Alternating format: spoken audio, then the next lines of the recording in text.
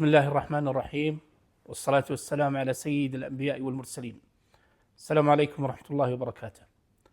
إنما تشهد المنطقة من هجمات إيرانية استهدفت المملكة العربية السعودية وبقية الدول الخليجية الشقيقة، يبعث عن بالغ القلق، إذ تمثل هذه الأعمال اعتداء غير مبرر على دول ذات سيادة لا تعد طرفا في أي نزاع، وتشكل انتهاكا واضحا للقانون الدولي ولمبادئ ميثاق الأمم المتحدة.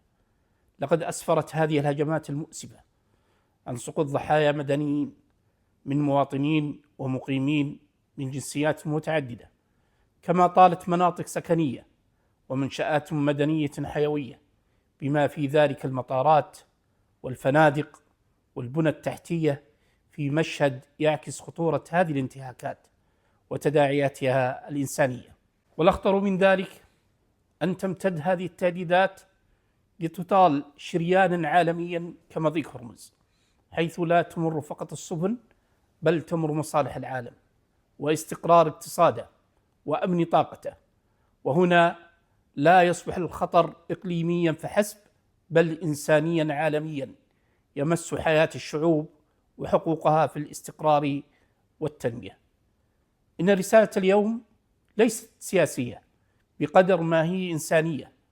إن أمن الدول لا يتجزأ، وإن استقرار المنطقة مسؤولية مشتركة، وإن احترام القانون الدولي ليس خيارا بل ضرورة لحماية مستقبلنا جميعا.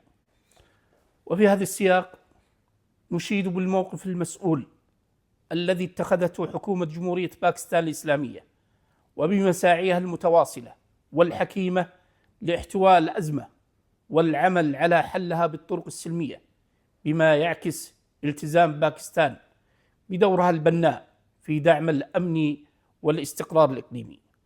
وتظل المملكة العربية السعودية مؤمنة بأن الحكمة والتضامن الدولي هما السبيل لتجاوز تلك الأزمات، وأن الوقوف مع المبادئ الإنسانية هو الطريق الأمثل لصون الأمن والسلام. السلام عليكم.